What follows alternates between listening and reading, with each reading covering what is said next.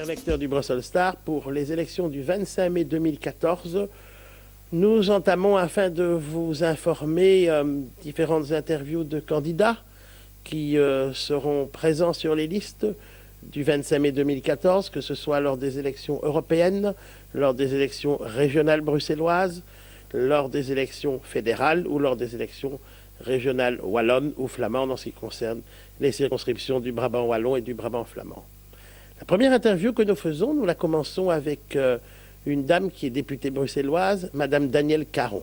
Madame Danielle Caron, bonjour. Bonjour, heureuse de savoir que je suis la première à être interviewée. Donc, je me présente, je suis députée bruxelloise. Donc au Parlement de la région bruxelloise, c'est-à-dire les 19 communes de la région. J'ai été aussi échevine des finances, des crèches, marchés publics, un ensemble de compétences pendant 18 ans à Woluwe-Saint-Lambert.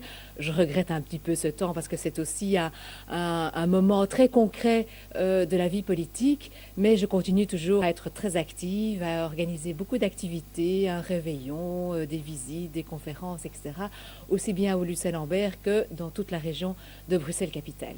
Daniel, que peut-on dire de la législature qui vient de s'écouler ? Alors beaucoup de choses bonnes et moins bonnes. Certainement beaucoup de choses parce que je crois que sur la mobilité, en tout cas la mobilité douce, piétons et cyclistes, je pense qu'on a une amélioration, même si elle est très très loin d'être parfaite et qu'il y a encore énormément de choses à faire.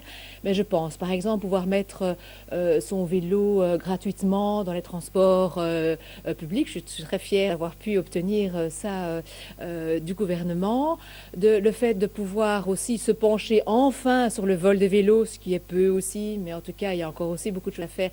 Mais enfin, je crois que c'est une problématique qui va être bientôt à l'ordre du jour. Le problème aussi des soins de santé dans les homes, résidences pour personnes âgées. Là, je crois qu'il y a vraiment, dans certains endroits, maltraitance, certains pas bien. Et on est tous confrontés un jour ou l'autre, malheureusement, à devoir passer par ces services de soins. Donc, on se demande toujours le plus tard possible, bien sûr, d'aller à l'hôpital ou de se faire soigner ou autre chose, mais c'est quand même une compétence de la région de vérifier si tout se passe très bien. Là, je crois qu'il y a vraiment de très très bonnes choses.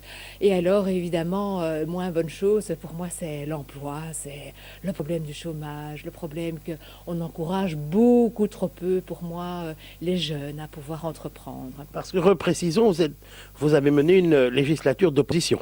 Exact, donc législature d'opposition, mais les chiffres sont là. Quand on voit qu'il y a plus de 25% en région bruxelloise par rapport à la région flamande et la région wallonne, dont les pourcentages sont nettement moindres, on se pose quand même des questions, avec surtout une population très jeune qui malheureusement se trouve sans emploi, sans avenir ou sans projet d'avenir. Et je crois qu'un encadrement, des microcrédits, une possibilité de pouvoir les suivre de près.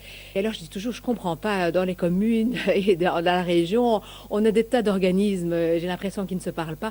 Est-ce que ce n'est pas facile pour les entreprises de trouver des personnes ad hoc, de pouvoir, du côté des personnes qui offrent leurs possibilités, on reçoit des tas de CV, mais ils ont déjà fait un gymkhana parmi tous les politiques. Est-ce qu'on ne pourrait pas avoir un simple site internet avec une plateforme j'offre, je demande, des emplois à court terme, à long terme. Enfin, je trouve que c'est tellement facile quand on voit d'autres expériences dans d'autres villes, d'autres capitales et d'autres pays. On se dit, tiens, est-ce qu'on ne pourrait pas avoir un peu de dynamisme un peu plus rapide.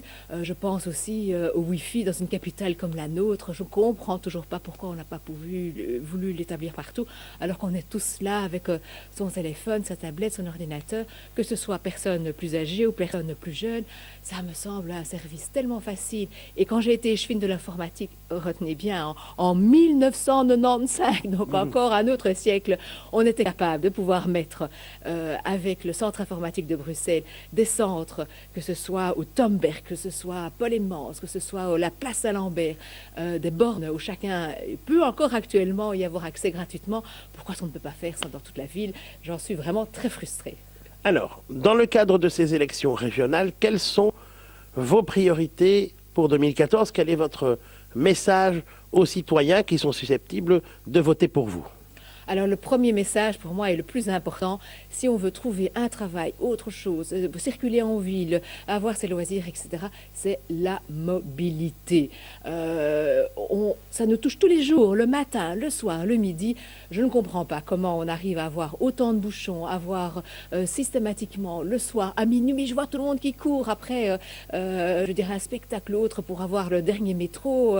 Je trouve que, franchement, on devrait vraiment se pencher de manière beaucoup plus sereine, beaucoup plus large, etc. Surtout les possibilités de se mouvoir dans la région bruxelloise. Je trouve vraiment triste qu'on n'ait pas encore des zones de stationnement, de délestement dans la région bruxelloise, que toutes les personnes qui viennent de l'extérieur sont obligées de prendre leur voiture pour rentrer dans la ville et passer des heures d'inefficacité et de stress surtout avant de commencer son travail. Je ne comprends pas, on en parle depuis un certain temps, les lieux, on les a déjà déterminés, on sait déjà ce qui est possible, donc je crois que c'est la première chose et le premier point sur lequel on doit vraiment s'atteler. L'ancien ministre-président disait lui-même que c'était un échec, mais pourquoi est-ce qu'on ne commence pas maintenant?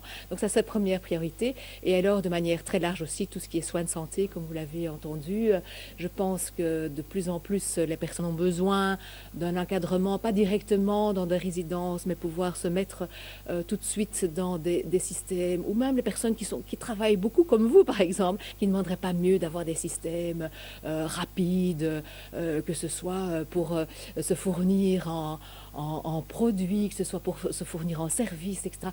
Il y a véritablement moyen aussi de créer une plateforme, je veux dire, aussi bien pour les personnes plus âgées, personnes actives et personnes justement non actives qui ne demanderaient pas mieux de pouvoir rendre service aux uns et aux autres, moyennant bien sûr rémunération. Là, on pourrait vraiment étendre, que ce soit les titres-services pour les personnes plus âgées, les personnes qui n'ont pas le temps, etc. Pas uniquement pour les personnes qui veulent un nettoyage, je veux dire, dans leur maison, mais on peut étendre ça à des tas de services et ça permettrait aussi à plusieurs personnes de pouvoir rentrer dans le circuit du travail avec cette possibilité de pouvoir être reconnu, avoir un statut dans notre région qui est une belle ville, mais pour autant qu'on la rende un peu plus dynamique. Donc rappelons-le pour nos lecteurs, Danielle Caron figurera, nous y reviendrons, sur la liste du mouvement réformateur pour les élections régionales de la région Bruxelles-Capitale le 25 mai prochain. Madame Danielle Caron, merci. Merci et bonne chance en tout cas à tous les journalistes ici au niveau de l'Europe. Vous avez un journal dynamique qu'on reçoit par email, on reçoit de manière instantanée, donc dès 7 heures du matin, on peut déjà le lire. Et bien vraiment, je vous souhaite encore beaucoup de succès.